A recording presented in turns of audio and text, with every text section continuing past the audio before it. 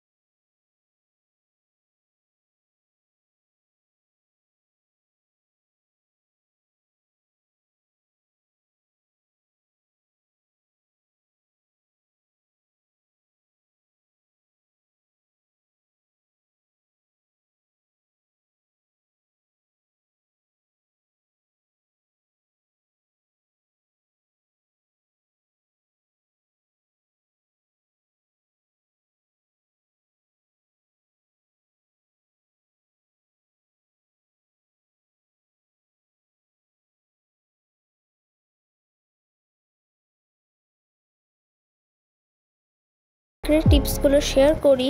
দেন তোমাদেরকে কিছুই করতে হবে না, বাট করতে হবে একটা জিনিস। তোমাদেরকে একটাই কাজ করতে হবে, যেটা হলো আমার চ্যানেলটাকে সাবস্ক্রাইব করে নিতে হবে অ্যান্ড আমাকে সাপোর্ট করতে হবে। অ্যান্ড তার থেকেও বড় কথা, কমেন্টে লিখে দিতে হবে টিপস ভিডিও। তো অবশ্যই আমি তাহলে তোমাদের জন্য নিয়ে আসার চেষ্টা করব আমার সিক্রেট 5টা টিপস, যার সাহায্যে আমি আমার ম্যাথটাকে স্ট্রং করেছি। বিকজ আমি ম্যাথে অনেকটাই বেশি উইক ছিলাম, মানে এটা তো কিছুই না, এর থেকেও উইক ছিলাম। এমন একটা সময় ছিল যেখানে আমি 50-এর মধ্যে 30ও পেতে আমার খুব কষ্ট হতো। আর সেখান থেকে আমি অনেকটা ইমপ্রুভমেন্ট করতে পেরেছি। অ্যান্ড বলে দিই যে এখানে আমি পড়ছিলাম জিওগ্রাফির এখানে আমি জলবায়ু অঞ্চল একটা চ্যাপ্টার আছে, তো সেই চ্যাপ্টারটাকে আমি পড়ছিলাম বিকজ এটা আমার টিউশনে হয়ে গেছিলো, বাট আমার পড়া হয়নি অ্যান্ড হোমওয়ার্কও ছিল। তো এই কারণে ফার্স্টে আমি যেগুলো ইম্পর্টেন্ট আছে বইয়ের মধ্যে সেগুলোকে দেখে নিচ্ছিলাম অ্যান্ড দেন আমি এবার হাইলাইট করব। আমার কি হয় যে হাইলাইট না করলে আমার পড়তে সেরকম ভালো লাগে না, বিকজ হাইলাইট করলে চোখে বেশি পড়ে যে ওইগুলো ইম্পর্টেন্ট। কিন্তু আমি কী করি, কয়েক সময় হাইলাইট করতে করতে গোটা বইটাকে হাইলাইট করে দিই। তোমরা একটু পরে দেখতে পাবে যে আমি যখন হাইলাইট করা শুরু করবো তখন দেখবে যে গোটা বইটাকেই আমি হাইলাইট করে দিয়েছি। এটা কয়েক সময় হয়, পরপর লাইনে পরপর ওয়ার্ডস ইম্পর্টেন্ট থাকে, তো এই কারণে গোটাটাকে হাইলাইট করে দিতে হয়। এর থেকে ভালো আই থিঙ্ক যে আমি একটা পেন্ট নেবো, তো গোটা বইটাকে পেন্ট করে দেবো। This was much better. তো এখানে মেনলি পেন্ট করছিলাম, আমি হাইলাইট করছিলাম ইম্পর্টেন্ট পয়েন্টসগুলোকে। আসলে বলতে গেলে আমি গোটা বইটাকেই হাইলাইট করে দিচ্ছিলাম।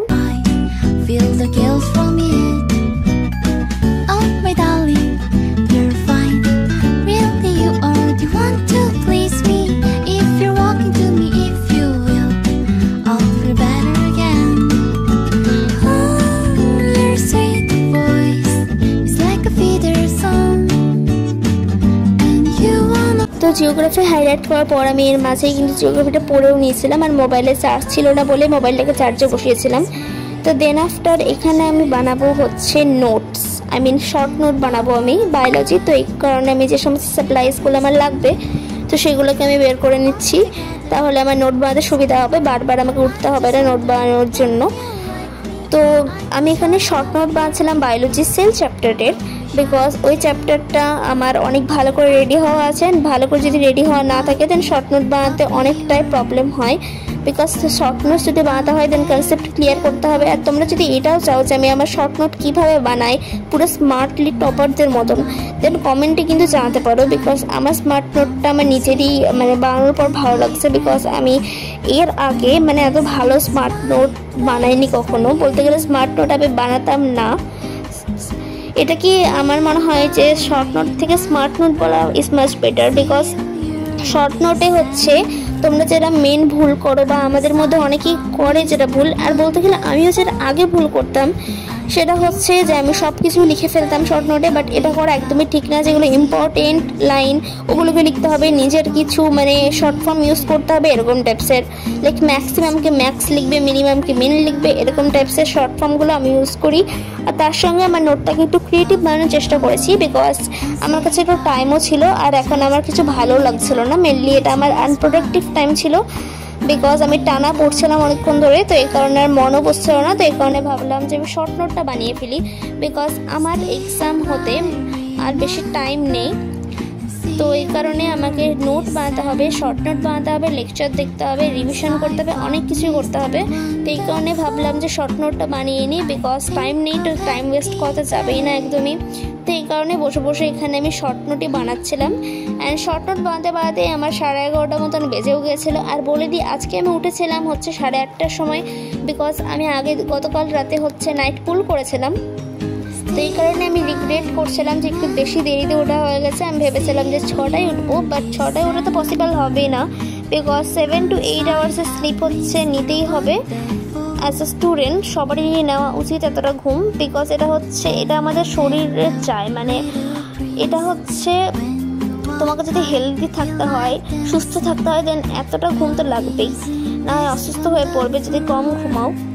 তো আমি আগে কম ঘুমাতাম, এই কারণে আমার সারাদিনে মন বসতো না পড়ার ক্ষেত্রে, টিউশনে ঘুম পেত। তো এই কারণে আমি এখন 6 থেকে 7 ঘন্টা তো ঘুমাচ্ছি, বিকজ আমি বুঝলাম যে ঘুমটা হচ্ছে সাফিসিয়েন্ট করতেই হবে। আর তার থেকেও বড় কথা যে রাতে অনেকে কি করো যারা মানে লেট নাইট স্টাডি করতে যাও, তো সেই ক্ষেত্রে আমরা অনেক সময় কিন্তু ডিস্ট্র্যাক্টেড হয়ে যাই। আর সেটাই হয়েছিল আমার গতকাল রাতে। আমি একবার জাস্ট মোবাইলটাকে লেকচারের জন্য খুলেছিলাম, অ্যান্ড কখন যে আমি শর্টসে ঢুকে গেছি আমি সেটা বুঝতেও পারিনি। তো ওই 5 মিনিট করতে করতে আমার 30 মিনিট চলে গেছিলো। তো তারপরে আমি ঘুমিয়েও গেছিলাম। দিয়ে এই কারণে আজকে আমি আজ দেরিতে উঠেছি, না হয় আমি 7টা থেকে যদি উঠতাম দেন আরও প্রোডাক্টিভ হতে পারতাম। তো যাই হোক, রিগ্রেট করে কিছু লাভ নেই, কারণ যেটা হয়ে গেছে সেটা হয়ে গেছে। এখন যতটা সময় বাকি আছে ততটা থেকে পড়তে শুরু করলে কিন্তু হয়ে যাবে। আর যদি তোমরা রিগ্রেট করে থাকো দেন হবেই না পড়া, যেটুকু হতো সেটুকুও হবে না। তো সেটাই করছিলাম। অ্যান্ড তার থেকে বড়ো কথা আজকের আমার এই ব্লগটা শ্যুট করার কোনো প্ল্যানও ছিল না। আর অন্য সময় অন্য ব্লগের ক্ষেত্রে আমি প্ল্যান করে রাখি যে হ্যাঁ কালকে শ্যুট করতে হবে, এই টপিকে করবো, সব কিছু আগে থেকে রেডি রাখি বলতে গেলে। বাট এই ব্লগটা একদমই সাডেনলি করেছি, বিকজ আমি সকালে ওঠার পরও হচ্ছে একদম আনপ্রোডাক্টিভ হয়ে গেছিলাম। তো এই কারণে ভাবলাম যে ব্লগ শ্যুট করলে আমাকে ক্লিপ নিতে হবে বেশি বেশি করে তোমাদের জন্য। তো ক্লিপ নেওয়া আমাকে তো পড়তেই হবে, তো সেই মাঝে কিন্তু আমার ওই বাহানায় পড়াও হয়ে যাবে। তো এই কারণে মেনলি আমার এই চ্যানেলটা খোলা অ্যান্ড স্টাডি ব্লগ বানানোর এই কন্টেন্টটা বানানোর একটা প্ল্যান করা। তো এই কারণেই আমি চ্যানেলটা খুলেছি, যাতে আমার পথে আমার মনও বসে।